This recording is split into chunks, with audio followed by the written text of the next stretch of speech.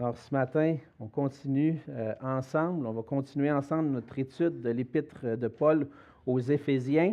Et puis j'aimerais vous inviter à ouvrir vos Bibles avec moi dans Éphésiens 1. Et pendant que vous ouvrez vos Bibles, je veux prendre le temps de remercier, peut-être qu'ils ont quitté déjà, mais tous ceux qui ont participé à la journée d'hier pour nos enfants et pour tous aussi les parents qui ont apporté leurs enfants. Et le Seigneur prend ces situations-là, utilise ces situations-là pour toucher les cœurs.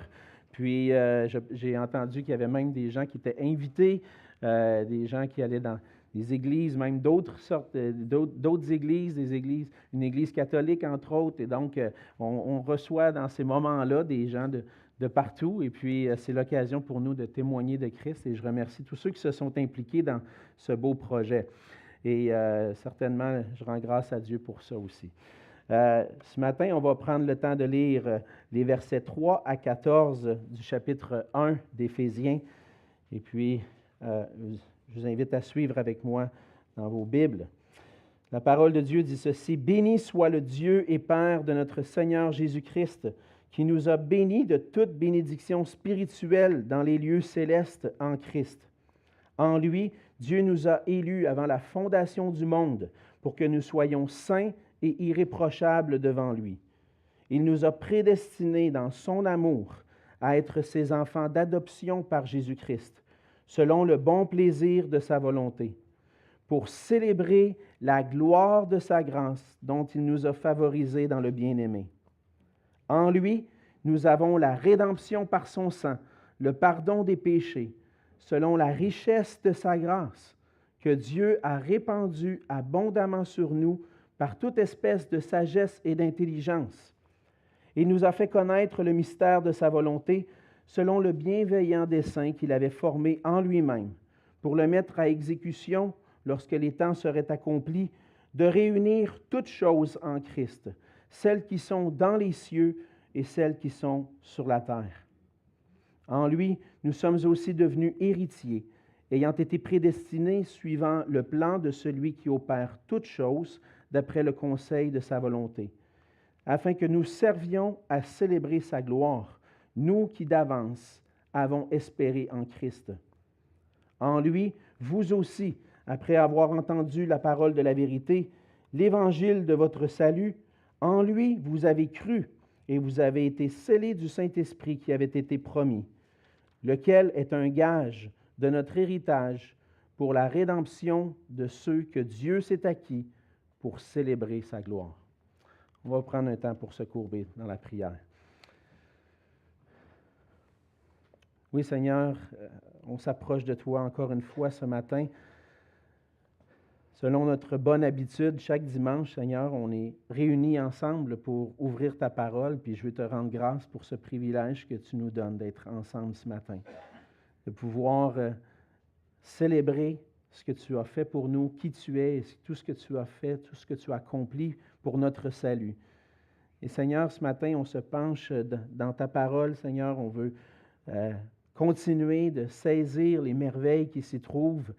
Et on te prie dans ta grâce que tu puisses toucher nos cœurs par ta parole ce matin, que tu puisses par ton esprit, par nous donner la grâce de comprendre ce que tu veux nous communiquer et qu'on puisse avoir aussi la grâce, Seigneur, non seulement de les comprendre, de les connaître, mais aussi la grâce de les appliquer à nos cœurs, afin que notre désir, notre volonté soit transformée pour désirer toujours plus te plaire et que nos actions puissent démontrer aussi que nous t'appartenons. Seigneur, viens faire ton œuvre dans nos cœurs ce matin, dans nos vies, et que ton nom soit glorifié à travers la lecture et l'étude de ta parole. Et c'est en Jésus que je te prie. Amen. Amen. Avec le mois de décembre qui commence, on s'approche du temps des fêtes et de Noël, évidemment. On le voit, c'est évident. Chez nous, moi, j'ai une épouse qui aime ça décorer très tôt. Depuis le 1er novembre, je sais que Noël s'en vient parce que ma femme aime ça décorer.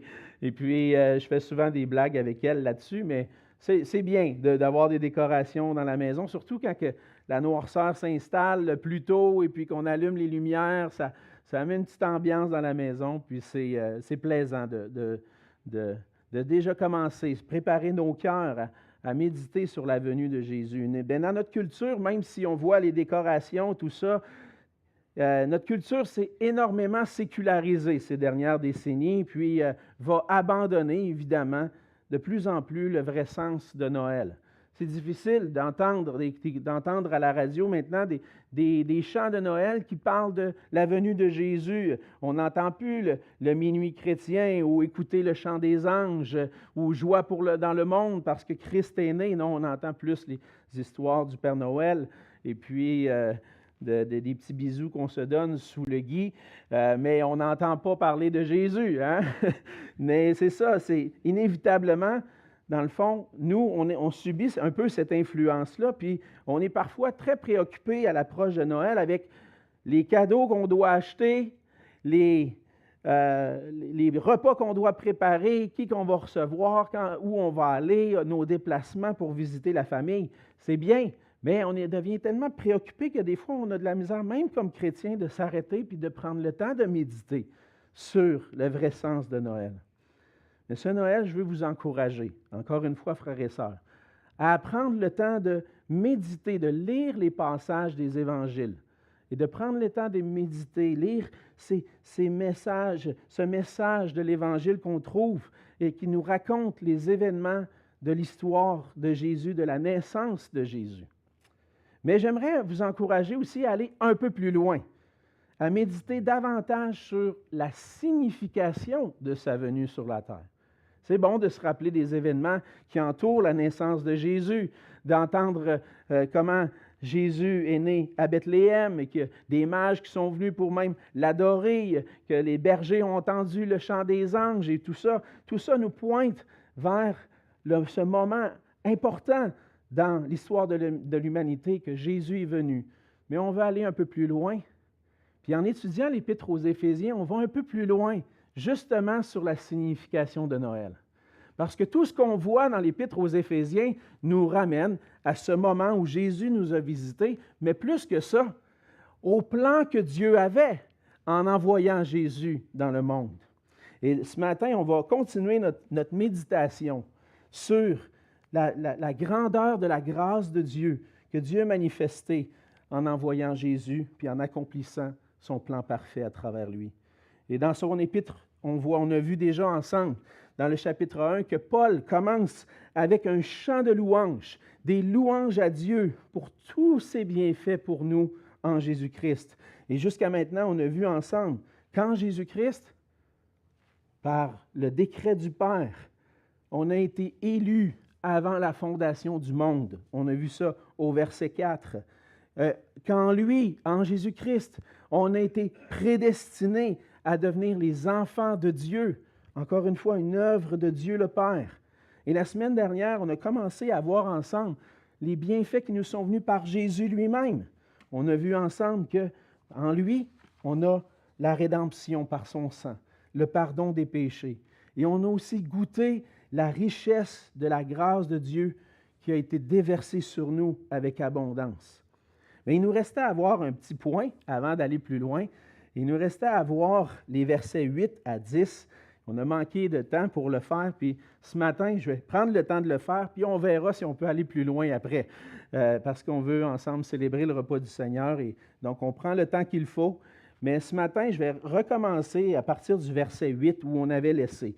En fait, au verset 7, on avait lu ensemble qu'en Jésus-Christ, nous avons la rédemption par son sang, le pardon des péchés, selon la richesse de sa grâce.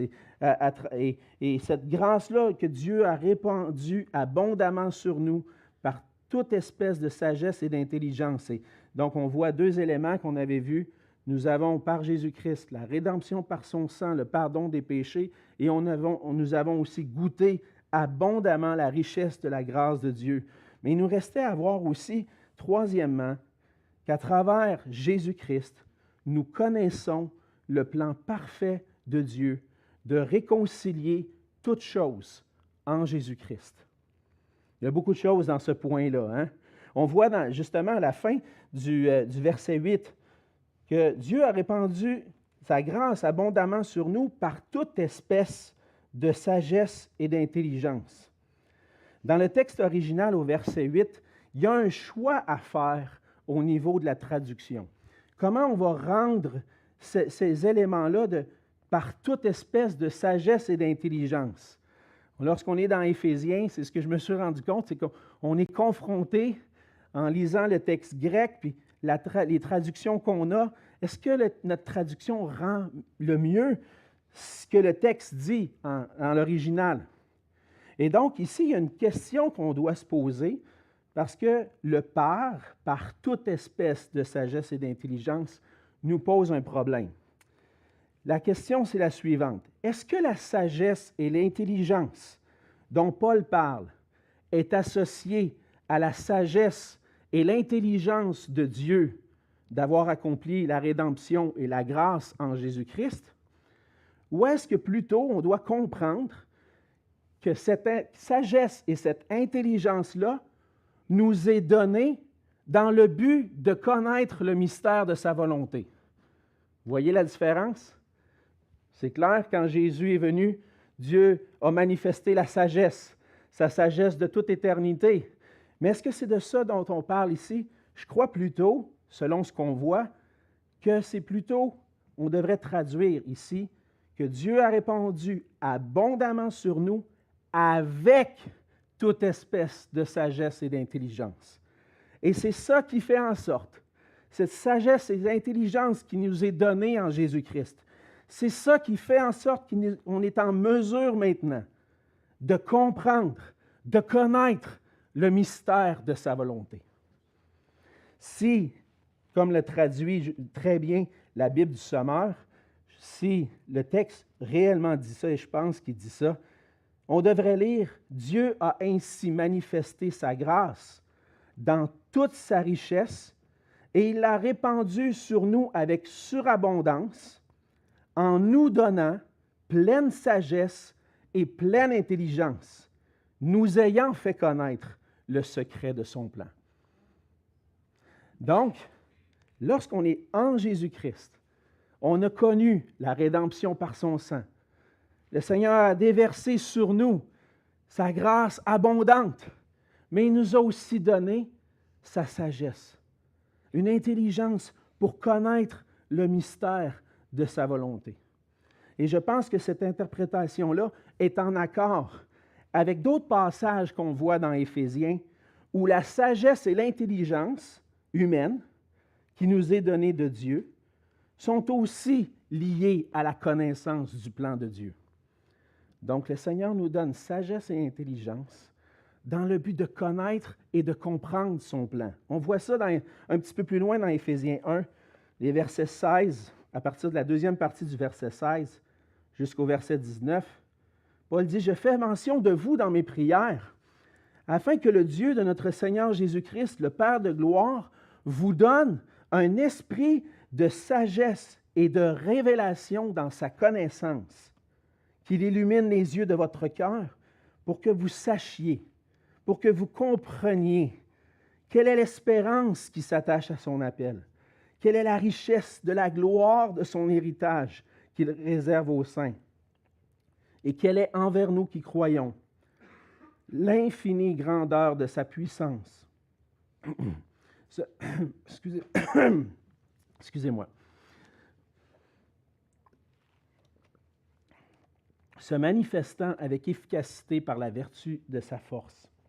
Ce qu'on voit ici, c'est que Paul prie justement pour que les Éphésiens puissent avoir cette sagesse, cette intelligence pour saisir la profondeur du plan de Dieu et connaître tout ce que ça implique.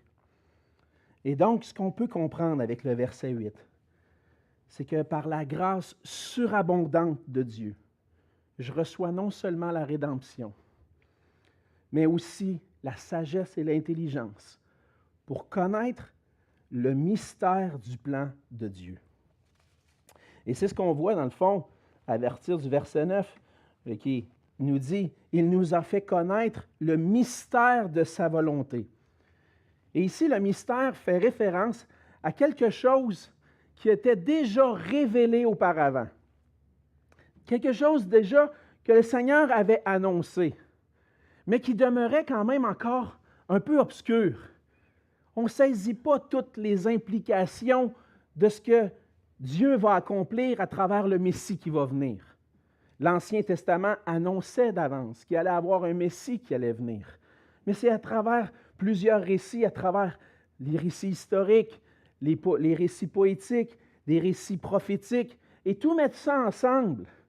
On voyait que même, l'apôtre Pierre va dire, les prophètes, ceux qui nous ont précédés, ont cherché à saisir, à comprendre. C'était quoi exactement le plan de Dieu?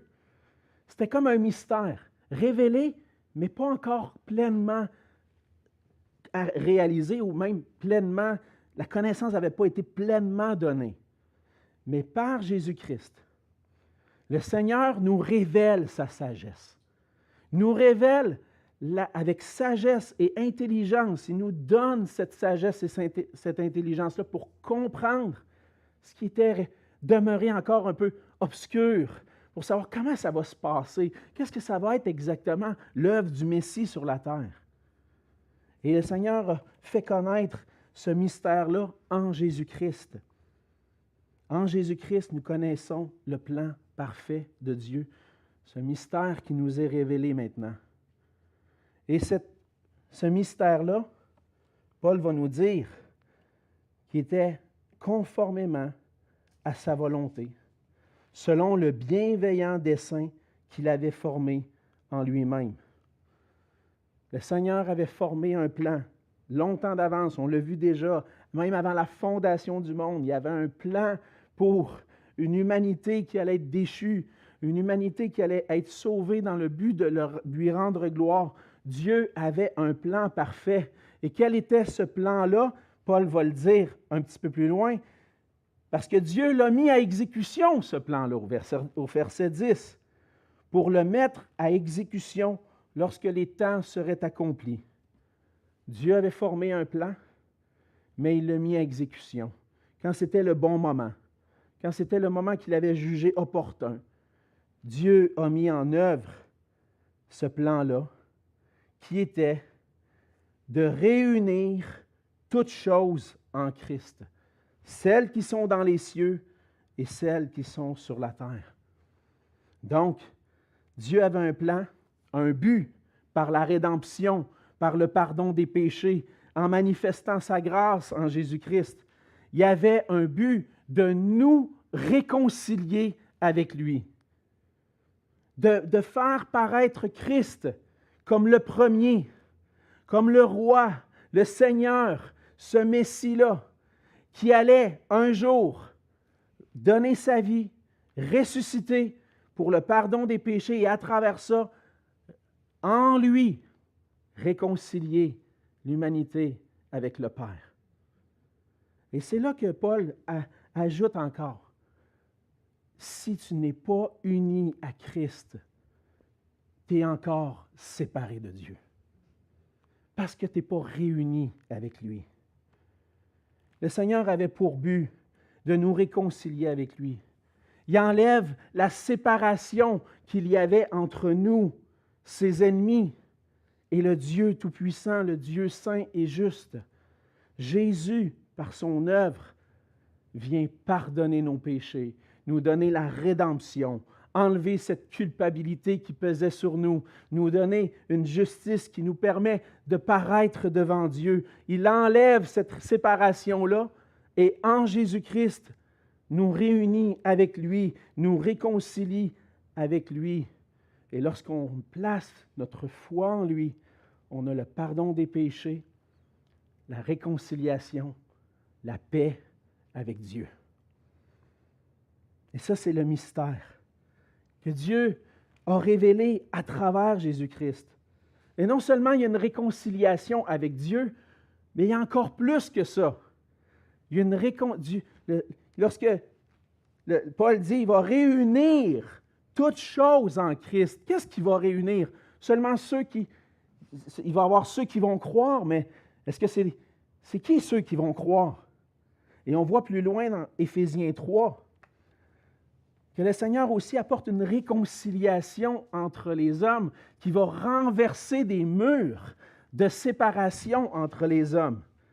En Éphésiens 3, au verset 3, il dit « C'est par révélation que j'ai eu connaissance du mystère. » Et au verset 6, il va poursuivre en disant « Ce mystère, c'est que les païens sont co-héritiers, forment un même corps et participent à la même promesse en Jésus-Christ par l'Évangile. » Le Seigneur veut réunir toutes choses. Ça veut dire qu'il veut réunir, il veut que des Juifs soient réconciliés avec lui, qu'ils trouvent la paix par Jésus-Christ. Mais non seulement ça, que les païens aussi, que ceux qui étaient séparés des Juifs puis qui n'avaient pas part aux promesses, puissent goûter aussi aux promesses de Dieu. Il enlève des murs qui séparent pour réunir toutes choses en Jésus-Christ. Et en Jésus-Christ, ceux qui sont réunis en lui ont la paix avec Dieu. Mais Paul va plus loin dans l'Épître aux Romains et il nous explique que c'est toute la création qui va être réconciliée avec Dieu. La création souffre, l'apôtre Paul dit, des effets du péché. La création a été affectée par le péché. Et à cause du péché, la création vit des catastrophes. On voit tout ça dans le monde. Il y a quelque chose qui tourne pas rond. La terre souffre, la création entière souffre à cause du péché. Mais un jour, le Seigneur va accomplir quelque chose. Cette création qui a été soumise aux effets du péché va être délivrée des effets du péché et va être restaurée, où Christ va régner et où toutes choses vont être réunies en Christ. C'est l'établissement du royaume de Dieu sur la terre. C'est ça que Dieu accomplit par Jésus-Christ. Et à travers sa parole, à travers cette révélation que Dieu a accomplie pour nous en Jésus-Christ, le Seigneur nous donne, par sa grâce, de connaître ce mystère extraordinaire que Dieu veut réconcilier toutes choses. Dieu a un plan. Et c'est l'œuvre de Jésus-Christ qui nous révèle le mystère de la volonté et du plan de Dieu. Le plan parfait que Dieu avait formé en lui-même avant la fondation du monde, il l'a mis à exécution. Et lorsque ce fut le bon moment, il a envoyé Jésus-Christ, son Fils, dans le monde pour nous sauver. Et Paul dit que si tu veux comprendre la volonté de Dieu, si tu veux comprendre le plan de Dieu pour ta vie, si tu veux comprendre ce plan qui avait été établi depuis toute éternité, qui est un plan extraordinaire, si tu veux comprendre, regarde à Jésus-Christ. Parce que c'est en lui que tout est accompli. C'est en lui que toutes choses sont réunies, réconciliées avec Dieu. Et un jour, on va avoir la joie, lors du retour de Christ, de pouvoir voir de nos propres yeux, d'une manière pleinement révélée, pleinement réalisée, ce que Dieu a en réserve pour nous. C'est pour ça qu'on va voir plus loin dans Éphésiens que Paul prie que les Éphésiens puissent recevoir la sagesse, la connaissance, pour connaître c'est quoi l'espérance qu'on a en Jésus-Christ. Parce que lorsqu'on saisit ça, lorsqu'on saisit la valeur du plan de Dieu, puis de cette espérance qu'on a en lui, tout le reste va pâlir devant la lumière de la gloire de Dieu révélée en Jésus-Christ. Alors, la mort de Christ, son sang versé, nous montre que Dieu a donné la rédemption, le pardon des péchés. En Jésus, à la croix, Dieu était en train de réconcilier le ciel et la terre, était en train de réconcilier toutes choses, parce que c'est le sang versé qui nous donne le pardon de nos péchés. C'est la rédemption, le pardon de nos péchés qui enlève cette culpabilité-là et qui fait que maintenant nous sommes réconciliés avec Dieu. On doit rendre maintenant gloire à Dieu. C'est ce que Paul fait dans Éphésiens 1. Rends gloire à Dieu, bénis Dieu. Pourquoi? Parce qu'il nous a non seulement racheté, pardonné, déversé sur nous sa grâce, mais il nous l'a donné avec une intelligence, une compréhension de son plan parfait qui s'est accompli en Jésus-Christ. Mais Paul n'a pas complètement terminé de parler des bénédictions qu'on trouve en Jésus-Christ. On voit au verset 11 et 12, qu'en Jésus-Christ, nous sommes aussi devenus héritiers de Dieu. Et là, je regarde l'heure, je me dis, il faut célébrer le repas du Seigneur, puis j'aurais aimé ça aller plus loin, puis je me dis, peut-être que c'est mieux de retarder ça pour plonger encore mieux dans cette partie-là qui est encore une fois merveilleuse. J'aurais un message au complet. Il y a un autre message qui est déjà tout prêt ici, mais on va arrêter ici ce matin pour se concentrer maintenant sur ce que Jésus-Christ a accompli pour nous en venant à la croix. Puis on peut rendre grâce à Dieu, puis célébrer notre Dieu. Seigneur, merci de me donner, à travers Christ, de m'avoir fait connaître ton plan parfait. On veut ce matin célébrer comme Paul fait et dire, Seigneur, par la rédemption qui est en Jésus-Christ, je comprends maintenant qu'est-ce que tu veux pour moi. Et puis, souvent, on pose la question, c'est quoi la volonté de Dieu pour ma vie? C'est quoi que Dieu veut pour moi? Puis on pose souvent la question parce qu'on cherche à comprendre quelle direction on doit prendre dans notre vie, quel choix je dois faire. Est-ce que je dois accepter tel emploi ou tel autre emploi? Puis souvent, on accorde cette expression-là, la volonté de Dieu, à ces moments-là où on doit faire des choix. C'est pas mal. Mais ce qui surpasse ça encore plus, c'est la volonté de Dieu de nous réconcilier avec lui, puis de chercher à saisir ce plan-là dans les Écritures, pour qu'on puisse, encore une fois, célébrer, bénir notre Dieu pour ce qu'il a fait pour nous. Prions ensemble. Seigneur notre Dieu, merci parce que tu nous révèles à travers ta parole, ta volonté. Tu nous révèles ton plan parfait. Et Seigneur, ce plan-là était rempli d'une sagesse infinie, Seigneur, qu'on ne peut pas tout saisir. Lorsqu'on prend le temps de simplement s'arrêter sur la grandeur de tes pensées, la grandeur de ton plan, en formant cet univers, en créant toutes choses parfaitement, Seigneur. Et puis après ça, lorsque le péché est entré dans le monde, comment tu as mis en œuvre un plan parfait pour venir délivrer cette création et la donner au Fils, au Christ que tu allais envoyer, pour qu'il puisse à travers ça recevoir toute la gloire et l'honneur, et que nous puissions participer à cette gloire, Seigneur, par lui. Seigneur, notre intelligence est trop faible pour saisir les merveilles de ton plan. Mais merci, Seigneur, de nous avoir au moins révélé ce qui était nécessaire pour notre salut. Et Seigneur, on veut, à travers le repas du Seigneur ce matin, à travers les chants qu'on va chanter ensemble, les autres chants, célébrer cette œuvre merveilleuse et saisir la grandeur de l'œuvre que tu as accomplie en envoyant ton Fils sur la terre. Seigneur, aide-nous, par ta grâce, à saisir et à nous approprier pour nous-mêmes et dans la vie de tous les jours, Seigneur, combien ce plan parfait, on peut le vivre maintenant en toi. Et c'est en Jésus que je te prie. Amen.